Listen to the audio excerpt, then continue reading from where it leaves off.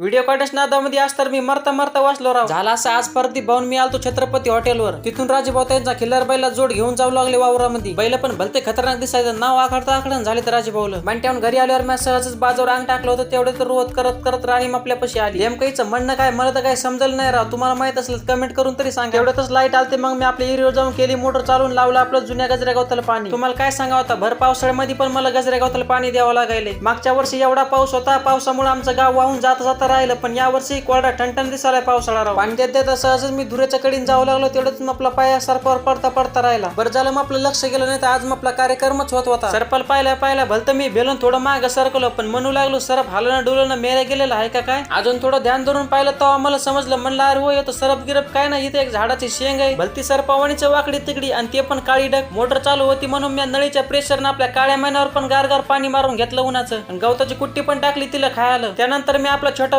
केला चालून काढायला सुरुवात केली कडब्याची कुट्टी. मी पण भलता आळशी थैलीत लावून दिली तोंडाला. पण तुम्ही ना आळस करताय फॉलो करून टाका राव तेवढं.